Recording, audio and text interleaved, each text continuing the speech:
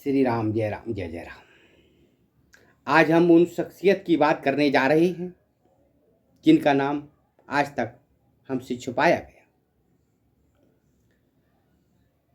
संविधान का सच्चा प्रहरी, जिन्होंने भारत का भविष्य लिखा। भारत के लोकतंत्र के निर्माता, संविधान की शक्ति बी.एन. राव साहब। देश को दिशा देने वाले महापुरुष, भारत का छुपा हुआ हीरो। संविधान के पीछे का महान दिमाग, जिन्होंने लोकतंत्र की नींव रखी। भारत के मौन महायोद्धा, संविधान के असली शिल्पकार। ये ना होते तो भारत का संविधान कैसा होता। इतिहास का अनसुना नायक, भारत के संविधान का गुप्त रहस्य, जिन्होंने आजाद भारत को कानून दिया। लोकतंत्र की नींव रखने वाले महापुरुष। ये तालबे मंजिल, तू मंजिल किधर देखता है, दिल ही तेरी मंजिल है, तू अपने दिल की ओर देख। गैरों की तो बात छोड़ो, हमने अपने भी आजमाए हैं। लोग कांटों से बच के चलते हैं, उन्होंने फूलों से जख्म पाए। अंबेडकर साहब का कद और बढ़ जाए, बहुत बढ़ जाए, इसमें हमें कोई दिक्कत नहीं, कोई ऐतराज नहीं है। लेकिन सर बी.एन. राव साहब को रौंद दिया गया है, इसका बहुत बड़ा दुख है। यह दूध का दूध, पानी का पानी होना चाहिए। समाज का ठेका लेना तुमने कब से सीख लिया, और न्याय करना नहीं आता तो अन्याय करना क्यों सीख लिया। न्याय करने की क्षमता है तो सच्चा न्याय करना होगा। राजहंस बनो, दूध का दूध, पानी का पानी करके दिखलाना होगा। हम अपनी सरकारों से, हम माननीय महामहिम राष्ट्रपति महोदय से, हम सुप्रीम कोर्ट के माननीय जज साहब से हाथ जोड़कर विनम्र निवेदन करते हैं, इसको दूध का दूध, पानी का पानी करके दिखलाना। सच्चाई क्या है, जिससे लोग गलतफहमी में ना रहे। यह जरूरत है।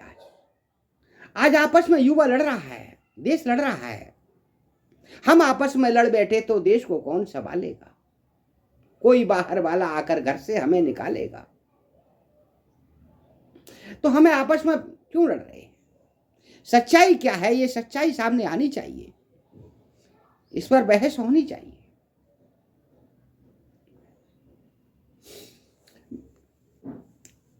भारत के संविधान के शिल्पकार सर बी.एन. राव साहब के बारे में आज हम उन महान व्यक्ति को नमन करने के लिए एकत्र हुए हैं, जिनकी बुद्धिमत्ता, दूरदर्शिता, अथक परिश्रम ने भारत को एक सशक्त लोकतांत्रिक आधार दिया। वे थे सर बी.एन. राव साहब। आदर से सर बी.एन. राव साहब के नाम से जानते हैं। जब भारत स्वतंत्रता की ओर बढ़ रहा था, तब सबसे बड़ी चुनौती थी एक ऐसा संविधान जो विविधताओं से भरे इस राष्ट्र को एक सूत्र में बांध सके। उस पर सर बी.एन. राव साहब ने संविधान सभा के सर्वतोमुख सलाहकार के रूप में अपनी विलक्षण प्रतिमा का परिचय दिया। अमेरिका, ब्रिटेन,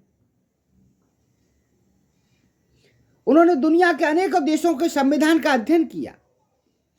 कनाडा, लोकतांत्रिक व्यवस्थाओं से सीख लेकर भारत के लिए एक अनेक संतुलित व्यवहारिक प्रारूप तैयार किया।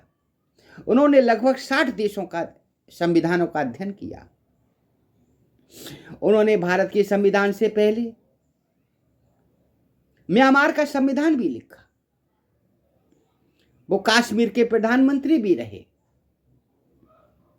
अंतर्राष्ट्रीय जज भी रहे। उनका योगदान केवल तकनीकी ही नहीं था, बल्कि वैचारिक भी था। उन्होंने यह निश्चित किया कि भारत का संविधान केवल कानूनों की संग्रह न हो, बल्कि न्याय, स्वतंत्रता, समानता और बंधुत्व के आदर्शों का जीवित दस्तावेज भी बने। संविधान सभा के प्रारंभिक मसौदे ड्राफ्ट को तैयार करने में उनकी भूमिका अत्यंत महत्वपूर्ण रही। बाद में डॉक्टर भीमराव अंबेडकर की अध्यक्षता में प्रारूप समिति ने उसे अंतिम रूप दिया, लेकिन उस नींव को तैयार करने वाले वास्तुकारों में सर BN राव साहब का नाम स्वर्ण अक्षरों में लिखा जाएगा। उनका जीवन हमें यह सिखाता है कि सच्चा राष्ट्र निर्माण शोर से नहीं, बल्कि ज्ञान और धैर्य और समर्पण से होता है। आज जब हम संविधान की बात करते हैं,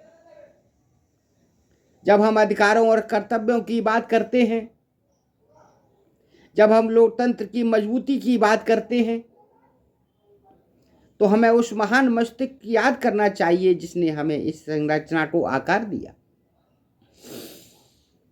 सर BN राव साहब केवल एक विद्वान नहीं थे, वे एक दूरदर्शी राष्ट्रभक्त भी थे। उन्होंने दिखाया कि कानून केवल शासक का साधन नहीं, बल्कि समाज में न्याय और संतुलन का माध्यम भी है।